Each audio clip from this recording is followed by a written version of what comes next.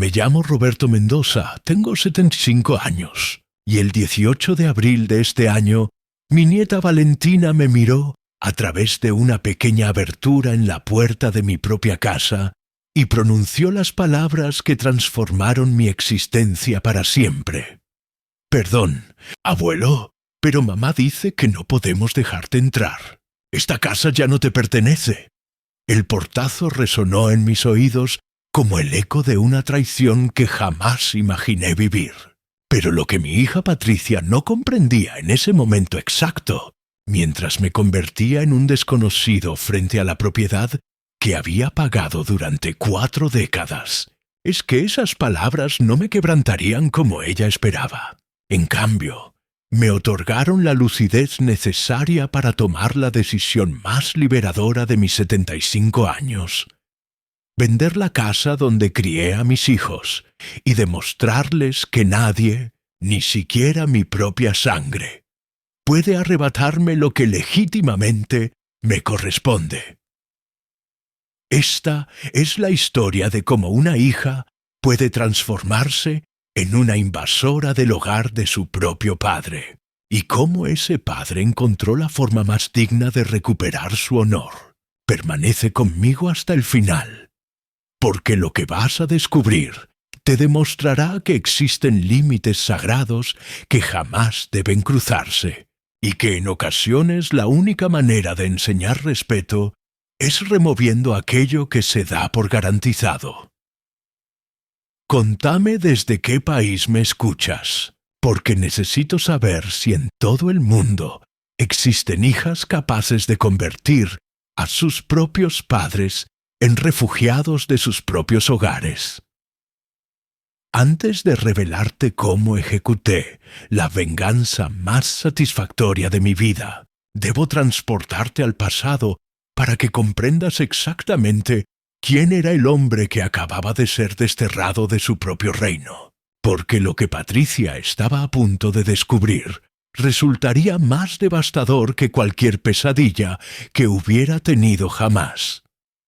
Todo comenzó hace 3 años, cuando mi esposa Esperanza falleció tras una batalla prolongada contra el Parkinson. Durante los últimos 6 años de su vida, me convertí en su cuidador de tiempo completo, observando cómo la mujer que había amado durante 52 años se desvanecía gradualmente ante mis ojos. Esperanza había sido el corazón de nuestra familia, quien organizaba las reuniones, mediaba conflictos y mantenía unidos a todos nuestros hijos. Cuando murió, no solo perdí a mi compañera de vida, sino también a quien había sido el cemento emocional de nuestra familia. Patricia, mi hija mayor de 48 años, inmediatamente se ofreció para apoyarme durante el duelo. «Papá», me dijo durante el funeral, «no estarás solo en esto. Me aseguraré de que tengas todo el apoyo necesario». Sus palabras me consolaron enormemente porque sabía que necesitaría ayuda para navegar los meses difíciles venideros. Patricia estaba divorciada desde hacía 4 años de un matrimonio que duró 18 años. Tenía 2 hijas, Valentina de 19 años y Camila de 16. Después del divorcio, había luchado económicamente para mantener sola a sus hijas, trabajando como asistente administrativa en un despacho contable, pero su salario apenas cubría el alquiler de un apartamento pequeño en un sector modesto. «Papá», me dijo una semana después del funeral, «he estado reflexionando sobre nuestra situación. Tú estás solo en esta casa enorme, y nosotras vivimos apretadas en un apartamento costoso. ¿No crees que tendría sentido mudarnos aquí temporalmente?» La propuesta me pareció sensata. La casa tenía 5 habitaciones. Yo utilizaba solo una, y la compañía de mis nietas me ayudaría a lidiar con la soledad. «¿Por cuánto tiempo estarían pensando quedarse?», pregunté. «Solo hasta acomodarme económicamente, tal vez 8 meses, máximo 1 año», respondió.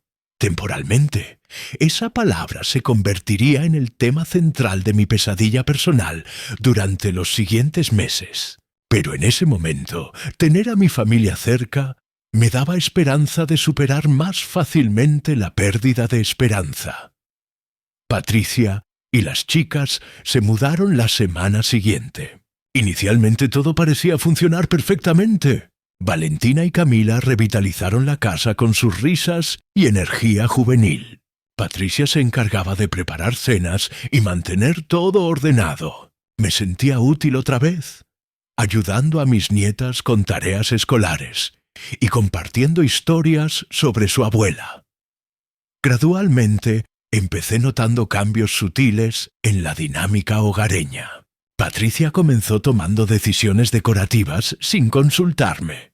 «Papá», me decía, «esta casa necesita un toque femenino después de tanto tiempo solo con Esperanza y tú». Cambió las cortinas del salón, reorganizó muebles y colocó plantas nuevas donde yo tenía mis objetos personales. Al principio no protesté, pensando que era natural que quisiera sentirse cómoda en lo que temporalmente era su hogar. Pero cuando empezó guardando las fotografías de Esperanza en cajas porque entristecían a las chicas, supe que algo andaba mal. «Patricia», le dije al encontrar las fotos de mi esposa ocultas en el armario, «¿por qué escondiste las fotografías de tu madre?» «No las escondí, papá. Las guardé para preservarlas del deterioro, y también porque las chicas están adaptándose a vivir sin la abuela, y verla constantemente les dificulta el proceso». La lógica sonaba razonable, pero mi instinto me advertía que había algo más. Esperanza había sido una abuela amorosa y presente para Valentina y Camila. No tenía sentido que ver sus fotos las entristeciera en lugar de consolarlas. Durante los siguientes meses, los cambios se aceleraron. Patricia empezó hablando de mejoras que quería hacer. «Papá», me dijo durante un desayuno, «esta cocina está muy anticuada. ¿No crees que sería buena idea renovarla?» «¿Con qué dinero?», pregunté. «Tienes ahorros y yo podría contribuir con parte de mi salario». «Patricia, esta cocina está perfectamente bien. Tu madre la rediseñó hace apenas 10 años». «Sí, pero los gustos cambian. Si vamos a vivir aquí, necesitamos un espacio más moderno y funcional». «Si vamos a vivir aquí». La frase me alertó, porque había evolucionado del temporalmente original hacia un futuro indefinido. «Patricia», pregunté, «¿cuánto tiempo más planean quedarse? Las chicas están cómodas aquí. Valentina ya se adaptó a su nueva universidad. Camila hizo amigas en el barrio. Sería cruel mudarlas nuevamente tan pronto. ¿Cuál es el plan a largo plazo? Que seamos una familia extendida feliz. Tú tienes compañía. Nosotras tenemos un hogar cómodo. Todos ganamos». No hubo mención de encontrar su propio lugar, ninguna fecha límite, ningún reconocimiento de que ésta seguía siendo mi casa. Durante los siguientes 8 meses, Patricia continuó haciendo cambios graduales que transformaron la casa de ser mi hogar a ser su territorio. Cambió las cerraduras por seguridad. Instaló un sistema de televisión diferente para que las chicas vieran sus programas, y comenzó recibiendo toda su correspondencia en mi dirección. El cambio más significativo fue en su actitud hacia mí. Gradualmente dejó de consultarme sobre decisiones domésticas. Empezó tratándome como si fuera un inquilino en lugar del propietario. «Papá, necesitas avisar antes de invitar personas para que podamos prepararnos». «Papá, preferimos que no uses la sala después de las 10, porque es hora de estudio de las chicas». Cuando intenté discutir estos cambios, sus respuestas se volvieron defensivas. «Papá, intento crear un ambiente familiar armonioso. ¿No quieres que seamos felices aquí? Como si mi comodidad en mi propia casa fuera secundaria a su felicidad». El punto de quiebre llegó cuando decidí reponer las fotografías de Esperanza en su lugar original. Era el aniversario de su muerte, y quería honrar su memoria teniendo su imagen visible en la casa que habíamos compartido durante décadas. Cuando Patricia regresó del trabajo y vio las fotos, su reacción fue inmediata y furiosa. «Papá, ¿por qué pusiste esas fotografías otra vez? Ya habíamos decidido que era mejor guardarlas». «No, tú decidiste guardarlas. Yo nunca estuve de acuerdo. Esta casa necesita seguir adelante, no vivir en el pasado. Esta es la casa donde tu madre vivió durante 25 años. Su memoria es parte de esta casa. Su memoria está en nuestros corazones. No necesita estar colgada en las paredes. Sí necesita estar en las paredes, porque esta sigue siendo mi casa, y yo decido que va en las paredes. Papá», me dijo con una frialdad nunca vista, «esta casa dejó de ser solo tuya cuando nos invitaste a vivir aquí. Ahora es nuestro hogar familiar, y debemos tomar decisiones que funcionen para toda la familia». Nuestro hogar familiar, como si el hecho de haberlas invitado a quedarse temporalmente les hubiera otorgado derechos de propiedad permanentes. «Patricia», le dije, «estás viviendo aquí como mi invitada. Eso no te da derecho a cambiar las reglas de mi casa». «¿Tu casa?», te preguntó con incredulidad. «Papá, las chicas han vivido aquí durante más de un año. Esta es su casa tanto como la tuya». «No, Patricia, esta es mi casa donde ustedes viven, temporalmente. Tal vez es hora de redefinir qué significa temporalmente». Esa conversación me dejó claro que Patricia había reinterpretado completamente nuestra situación habitacional. En su mente ya no era una invitada en mi casa, era copropietaria de un hogar familiar compartido, y esperaba que yo aceptara esa nueva realidad sin cuestionarla. Durante las siguientes semanas, la tensión se volvió insoportable. Patricia empezó tratándome como si yo fuera el problema, como si mi resistencia a sus cambios fuera terquedad irracional. Las chicas comenzaron notando la tensión, y Patricia empezó usándolas como aliadas en su campaña por el control doméstico. Un día encontré a Valentina reorganizando mi biblioteca sin permiso. «Valentina», le dije, «¿qué haces? Mamá me pidió ordenar los libros por color, en lugar de por tema. Dice que se ve más moderno. Esos libros están organizados por tema, porque así me gusta encontrarlos. Pero, abuelo, mamá dice que ahora que vivimos aquí, debemos pensar en lo que se ve mejor para toda la familia».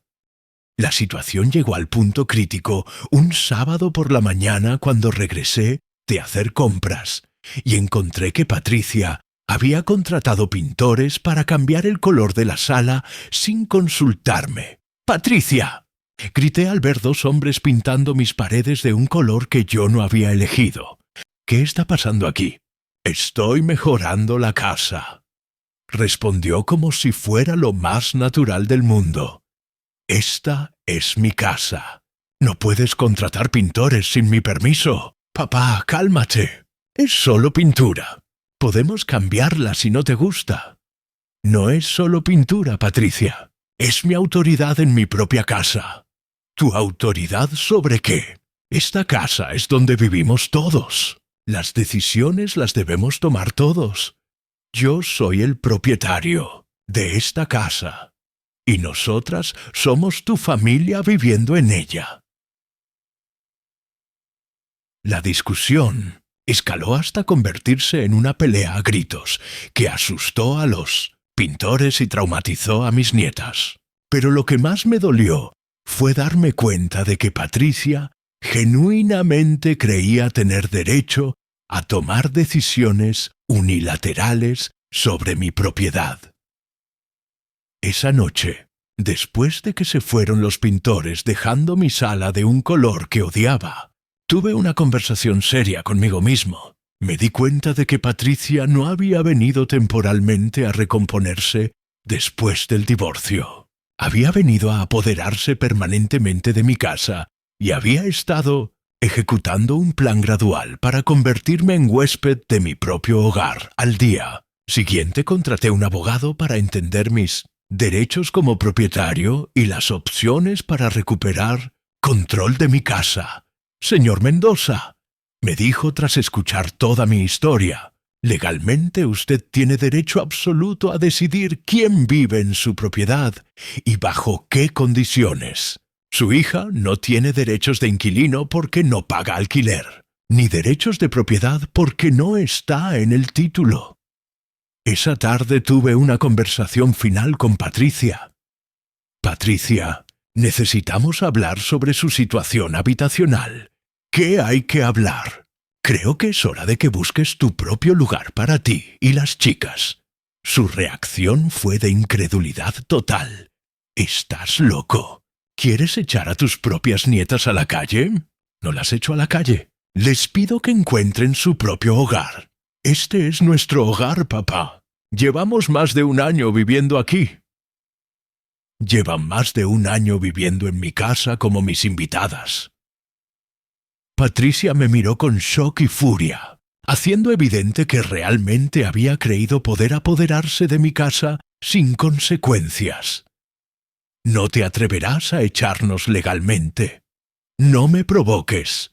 Patricia, durante las siguientes semanas, la situación se volvió de guerra fría.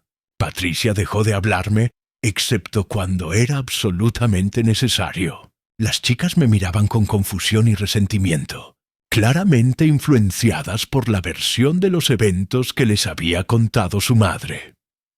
Pero en lugar de buscar otro lugar donde vivir, Patricia hizo exactamente lo opuesto. Empezó atrincherándose más profundamente, como si su ocupación permanente fuera un derecho que defendía contra un invasor. Cambió todas las cerraduras otra vez, esta vez sin darme copias. Cuando protesté, me dijo que era por seguridad familiar y que yo podría tocar el timbre cuando quisiera entrar. Tocar el timbre para entrar a mi propia casa. Empezó recibiendo visitas de amigos y parientes claramente informados de que ella era la nueva señora de la casa. Durante esas visitas me presentaba como mi papá que vive con nosotras, en lugar de nosotras que vivimos con mi papá. El 105.10. Colmo llegó cuando descubrí que había puesto mi nombre en listas de contactos de emergencia de los colegios como abuelo residente en lugar de propietario de la vivienda. Fue entonces cuando decidí tomar la medida más drástica de mi vida. Si Patricia quería jugar a ser dueña de mi casa, le enseñaría la diferencia entre ser propietario y ser ocupante.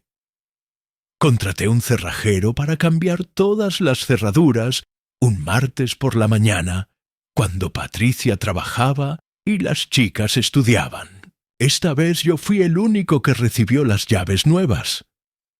Cuando Patricia regresó esa tarde y no pudo entrar, llamó a mi celular gritando: «¿Qué hiciste con las cerraduras?» «Las cambié», respondí calmadamente. «¿Cómo vamos a entrar a la casa?» «No van a entrar hasta que tengamos una conversación seria sobre las reglas de mi casa». Patricia llegó con las chicas una hora después, todas furiosas gritando desde la acera: «¡Abre esta puerta ahora mismo!» ¿Están listas para hablar sobre buscar su propio lugar? No nos iremos a ningún lado. Esta es nuestra casa. No, esta es mi casa, y ustedes son huéspedes que han abusado de mi hospitalidad. Valentina se acercó y tocó el timbre. Cuando abrí, me miró con lágrimas. «Abuelo, ¿por qué no nos dejas entrar?» «Valentina, mi amor, tu mamá y yo tenemos que resolver algunos problemas de adultos. Pero esta es nuestra casa. Vivimos aquí. Ustedes han estado viviendo en mi casa, pero eso no la convierte en su casa. ¿Cuál es la diferencia?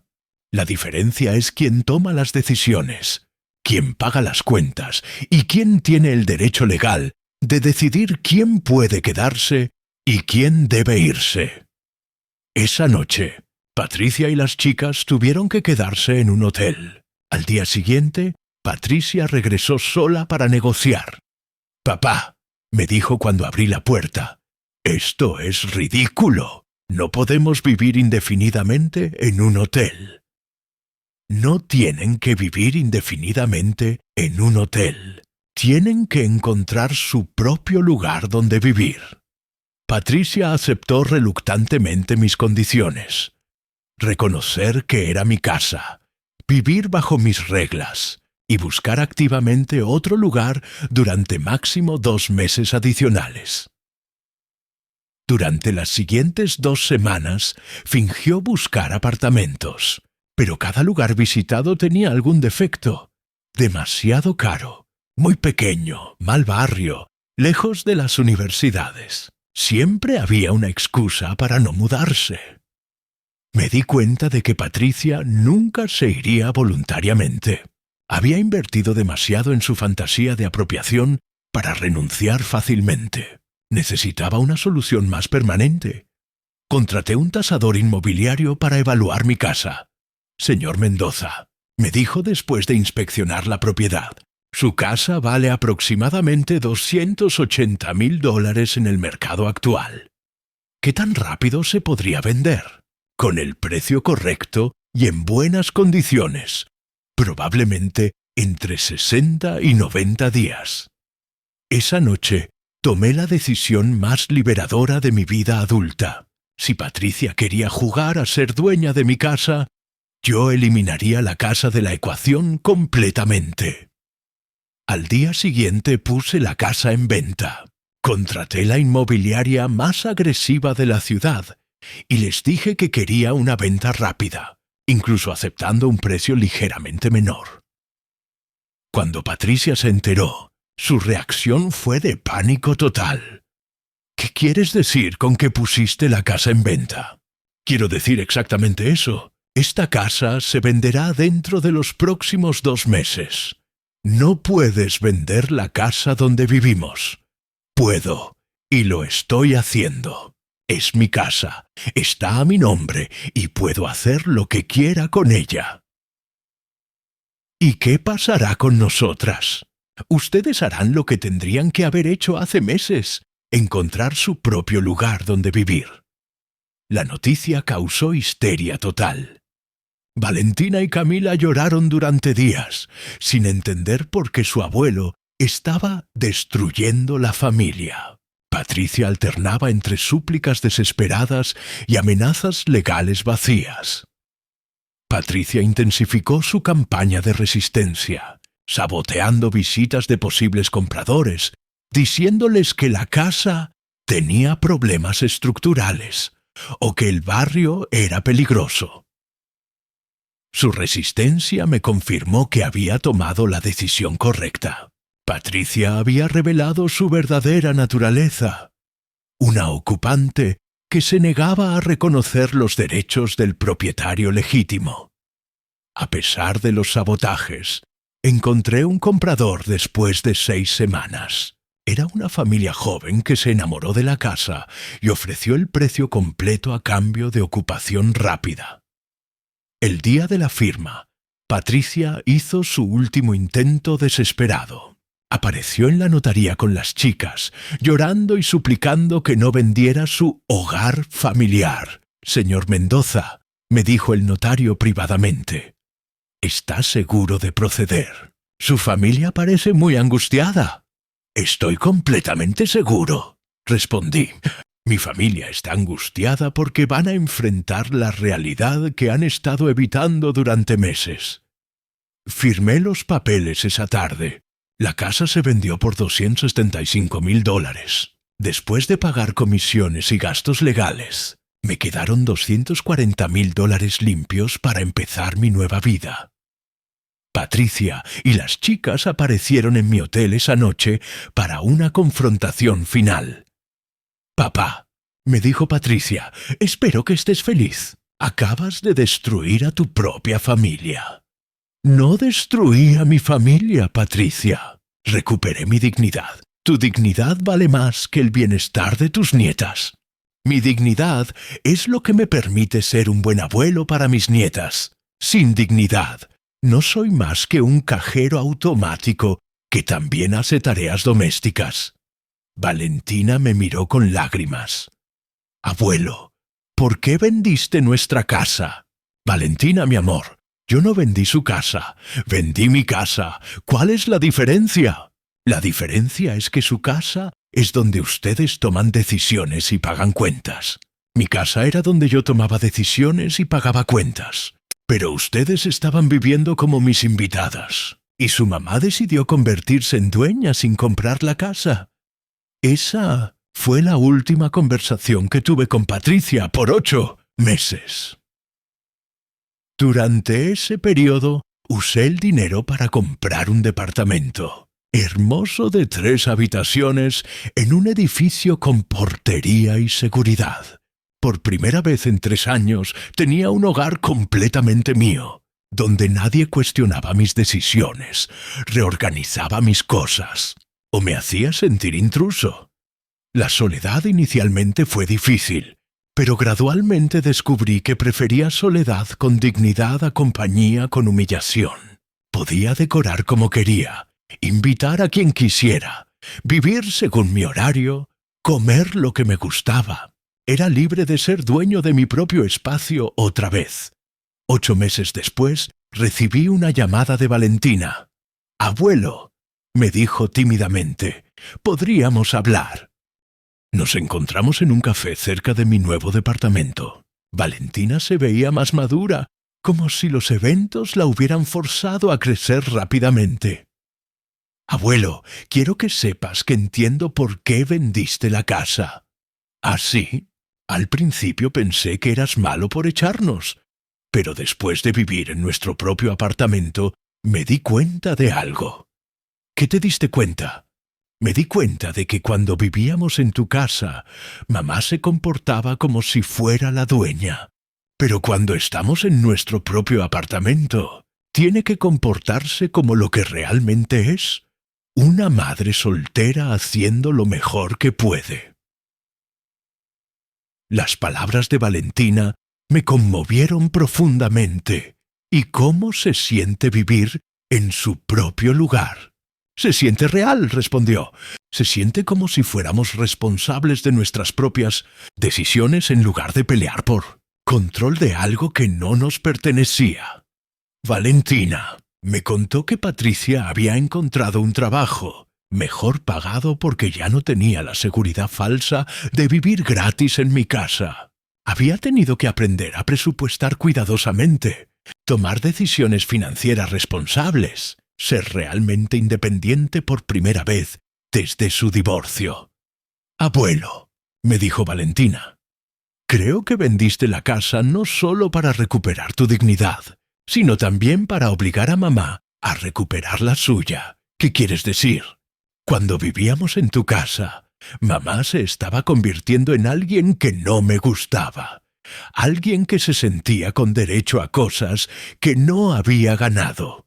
Pero ahora que tiene que pagar por todo ella misma, está volviendo a ser la mamá fuerte e independiente que recordaba de antes». Durante los siguientes meses, mi relación con Patricia y las chicas se reconstruyó lentamente pero sólidamente. Las visitas se volvieron frecuentes otra vez, pero ahora tenían calidad diferente. Venían a mi departamento porque querían estar conmigo, y yo iba al suyo porque me invitaban genuinamente. Patricia empezó consultándome sobre decisiones importantes como alguien que valoraba mi opinión, no como alguien que necesitaba mi permiso. Las chicas me contaban problemas escolares y sociales como su abuelo que las amaba, no como el propietario de la casa donde vivían por obligación. Un año después, durante una cena en el apartamento de Patricia, Camila me hizo una pregunta que resumió perfectamente lo que habíamos vivido como familia. «Abuelo», me dijo, «¿te arrepientes de haber vendido la casa?» «No, mi amor, para nada. ¿Por qué no? Porque vendiendo esa casa no solo recuperé mi hogar, sino que también ayudé a tu mamá a encontrar el suyo.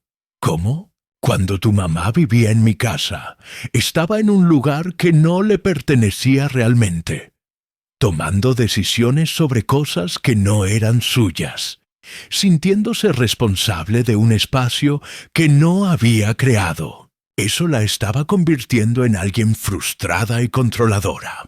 Ahora tu mamá vive en su propio hogar, toma decisiones sobre sus propias cosas y es responsable de un espacio que ella misma está creando. Eso la convirtió en la mujer independiente y fuerte que siempre fue realmente.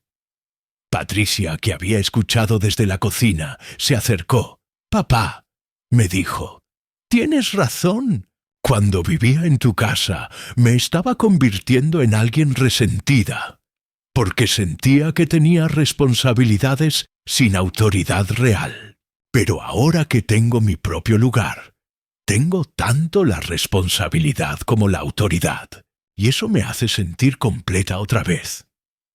Esa noche, regresando a mi departamento, reflexioné sobre todo lo sucedido durante los últimos 4 años. La muerte de Esperanza, la invasión gradual de mi casa por Patricia, la lucha por mantener autoridad en mi propio hogar, la decisión drástica de vender y finalmente la reconstrucción familiar sobre bases más sólidas. Me di cuenta de que vender la casa había sido una de las decisiones más sabias de mi vida, no solo porque me permitió recuperar dignidad, sino porque forzó a mi familia a crecer de maneras que nunca habrían crecido si hubiera continuado permitiendo la situación disfuncional.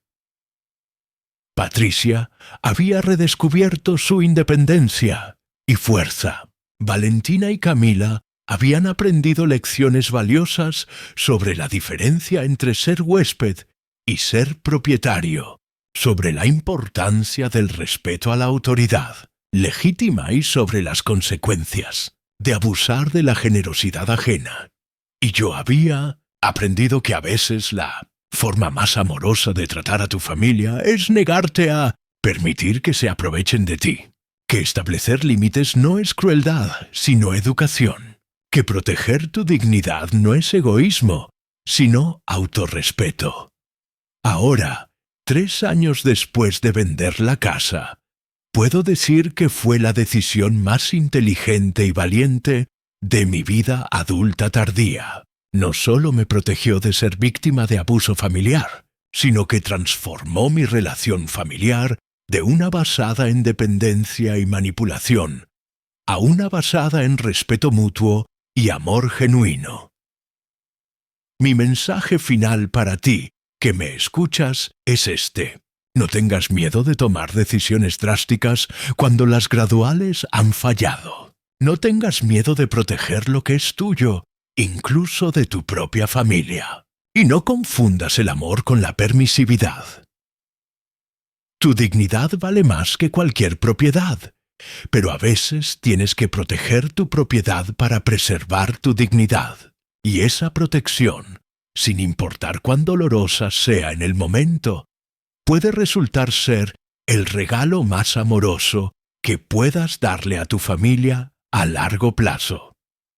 Contame, ¿desde qué país me escuchas? ¿Qué te enseñó esta historia? ¿Qué habrías hecho tú en mi lugar? Porque a veces necesitamos escuchar sobre el coraje de otros para encontrar el coraje de defender lo que es nuestro.